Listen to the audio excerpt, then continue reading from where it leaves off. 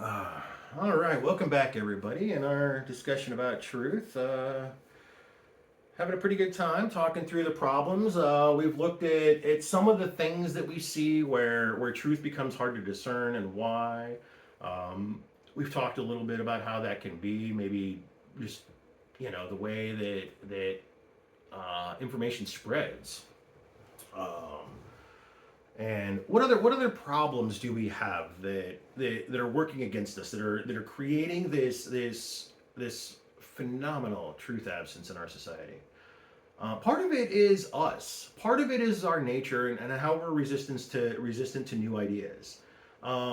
We touched a little bit on this in another video series or another video anyway, and we talked a little bit about the mind being resistant to change and how that's probably a good thing evolutionarily because what I've been doing, if I keep doing that, it works. So one of the things is when we get posed an extreme problem, it's easier to disbelieve it and not behave on that because it's outside of our worldview. Sometimes things are just too big for our emotional capacity. And to illustrate this, think about what I mean. Think back if you're old enough to maybe something like um, September 11th, 2001. I remember I remember turning on the TV. I remember watching the reports. I remember people starting to talk that this isn't just a fluke accident as the second plane to hit, as we found out about other planes that are being hijacked. We started learning about this. And I didn't really know what to think. I was just taking it in, right? Like somebody's driving planes into huge populated buildings in the Pentagon, and I think there was another one that was looking to go somewhere else. The passengers saved lives that day. The passengers, like as cold as it is, the plane had been hijacked. The passengers had very little chance to save themselves, and they probably didn't have great reason other than they were making calls because sometimes you get a call to connect a little bit on a phone, and they only had the information that there might be an active terrorist attack and that this might be flown in. Because if I was on a hijacked plane, I'd probably just be like, if I sit down, shut up, I'll wait this out. But if I knew that they were just going to crash my plane into something, of course I'm going to get up and do something. Now my life's on the line. I don't care what they're doing. I'm not looking to cause problems, but if my life's on the line, then I'm gonna get up and do something. That's what they did, and they fought to the degree that they did. But the plane didn't hit its target, but nobody on the plane made it either. And all of those people that stood up to that are absolute heroes. But more importantly, rather than being focused on that, what I'm focused on here is the the emotional response. What was your emotional response to that event, or any event that is life changing and devastating? Like it's hard for me to think of something else because what else has ever happened that is so far outside of the scope? What's a more recent event that is so far outside of the scope that we don't have an emotional means by which to do it? We've never been there. Now, don't get me wrong. There are people that do have that emotional capacity, and I'm sure it was a horror show for them. Like, I think imagine the emotional capacity of somebody who's been to war. They know what it means for 5 or 7,000 people to just die all in one fell swoop. They've experienced that before. That's the person that's going to be devastating for. The rest of us are just in awe. We don't know how to deal with it. I didn't cry. I wasn't upset. And a matter of fact, I didn't even think about it until I get a phone call from my mom going, "Oh my God, I'm so worried they're going to draft you," because I was 21 years old at the time. That's drafting age, and I didn't think about that. And then I started thinking about that, and through that I started developing as much as I could an emotional response to a concept like war and mass death. And I wish I'd never had to go through that, but I did.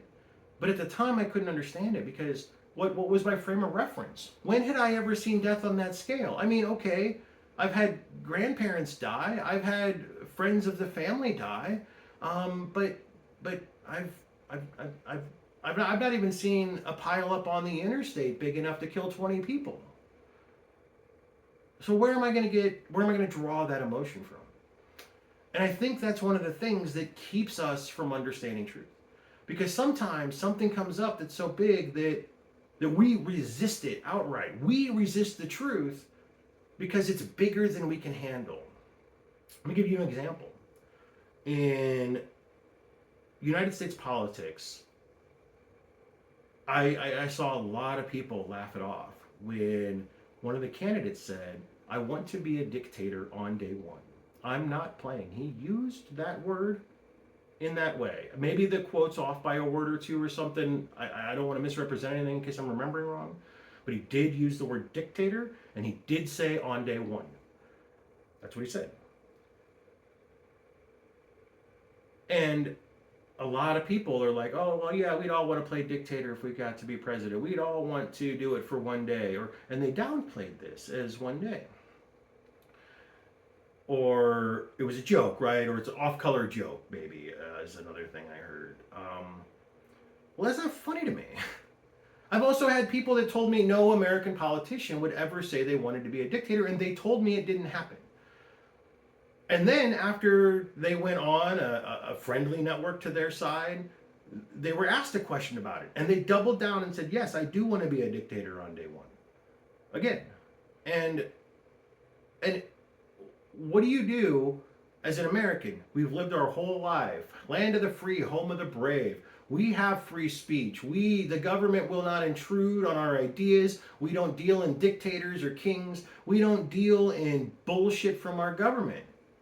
Yet we have somebody seeking office who ultimately won say, "I want to be a dictator on day one." What is the truth there?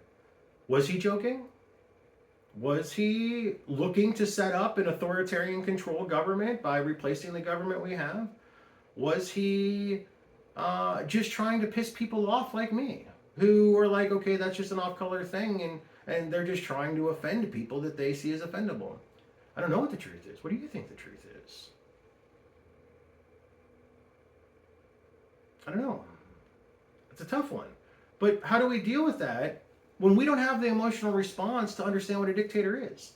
Anybody that wasn't around in times of dictatorship doesn't know.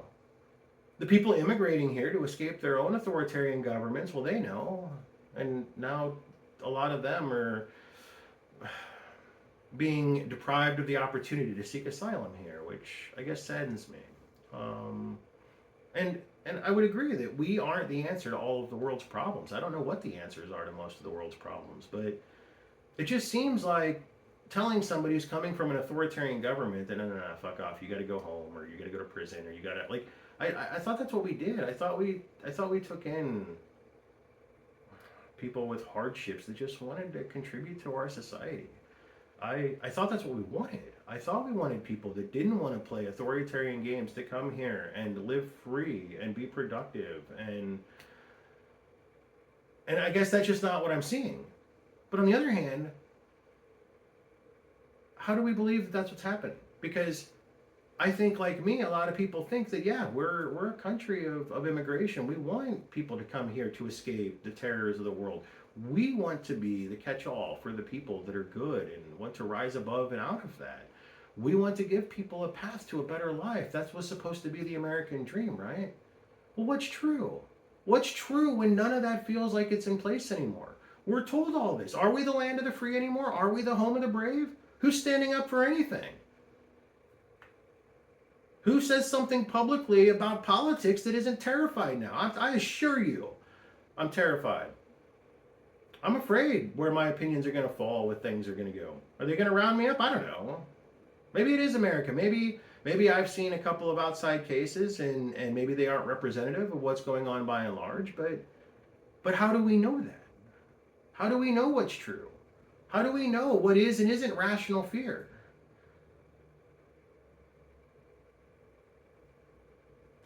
And there's that. And it goes on and on. Consider our health and well-being. Consider the truth struggles we have there. Ever since I've been a kid, it seems every 2 to 5 years, we're told eggs are a superfood or eggs are going to kill you. It just depends on whatever the popular research of the day is. I don't know. Maybe it's good eggs are going up. Maybe they are lethal to us. Or maybe the price of eggs going up is the worst thing that ever happened because it was cheap, sustainable superfood. I don't know. But I wonder why it is we have all this conflicting evidence. I wonder why it is, with eggs being so prolific, so previously cheap and affordable, such a staple for so many people in their lives, why can't we sit down and spend a few bucks trying to find out where eggs really fit into society? Well, the answer is simple, like everything else. Follow the money.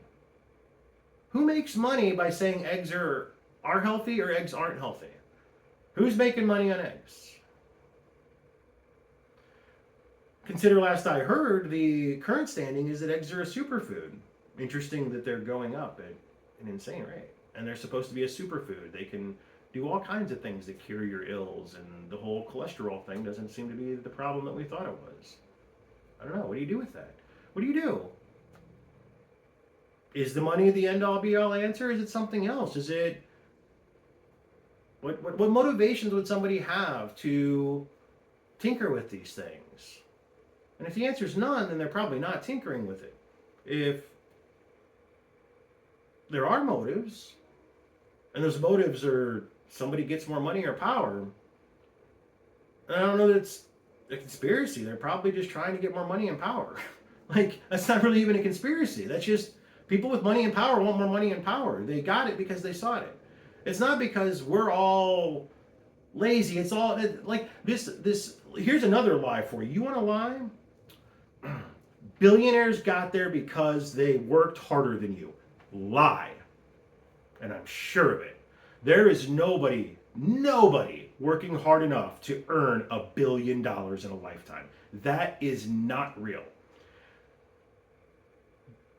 There has been utilization of making money on other people. There has been utilization of making money on assets that you didn't earn. Like, if I inherited $100 million, I have a lot easier time getting to $1 billion because I can use that money to make money while I'm using my time to earn money. And let me be very clear. I'm talking about earning. There is no billionaire who in their own lifetime, on their own, in fair footing with anybody else, has ever worked enough to deserve $1 billion. They have not earned through work that. They have done it on the backs of their employees. They have done it on the back of their wealth. They have done it through other means in some cases. Sometimes this is illegal, shady, fraud, whatever, stealing. There are billionaires that got there that way. But not one of them did enough work beyond you and me to make it even wholly acceptable that the average income in this country is something around 45 or 50,000, and that they have $1 billion from a lifetime. Just another lie. And if you believe it, I suggest you work on your critical thinking, your ability to think things through. Work on understanding how much $1 billion truly is. Let's think about this, the difference between $1 million and $1 billion. I'm sure you've heard this before.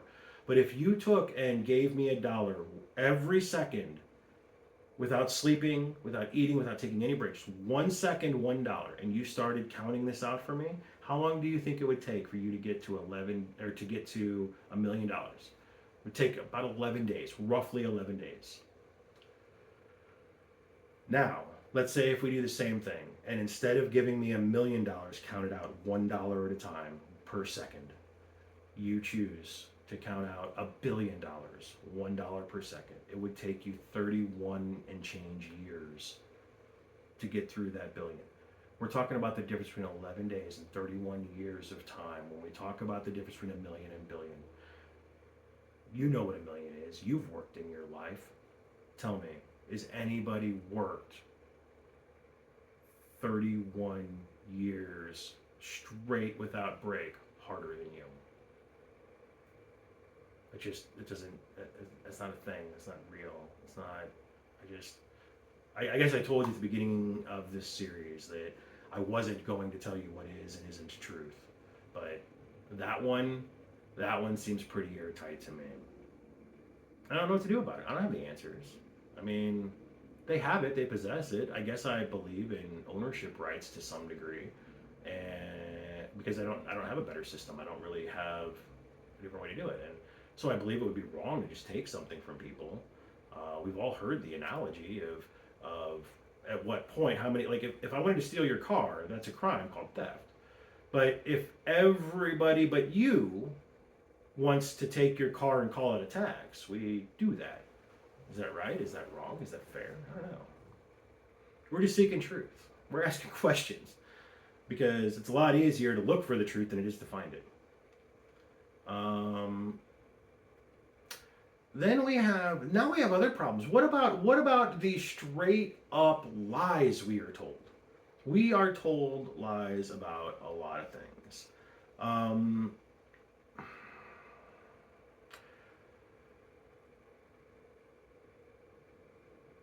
I think I'm going to try to avoid current things as much as possible, but we all understand like government secrecy. And I'm not going to go out and say there's something weird like a shadow government or anything like that, but we do have oddities and discrepancies and things that come out that seems like they shouldn't be going on. The MK Ultra program, perfect example. I don't know, maybe it started in the 50s, I think it was more 60s and 70s. They were kidnapping people off the street and giving them LSD and torturing them in an attempt to create Manchurian candidates, among other things, or super soldiers, or people that, in an attempt, sometimes it was an attempt to strip people from their empathy so that they would be better soldiers and killing wouldn't have meaning to them. It seems like a horrible thing to do to people, but we did it. There have been times the government has apologized and paid out for victims of the MK Ultra program. It was a real thing that we were told wasn't real until somebody came up with a box of documents that they forgot to destroy, apparently. Which government's not supposed to destroy documents either. They're supposed to keep those and eventually be declassified or whatever when the time is right. And then we get there. So what do we do with that? We literally have the government lying to us. Sometimes we have government disinformation is real. Think about the community of people who deal with like ufology, UFOs and such. I think it's a legitimate field of study, first of all, but I'm not going to sit here and say that I do or don't think aliens are visiting us. I want there to be aliens visiting us. It kind of depends on what you think about the world, depends on whether or not you think that's even possible or likely.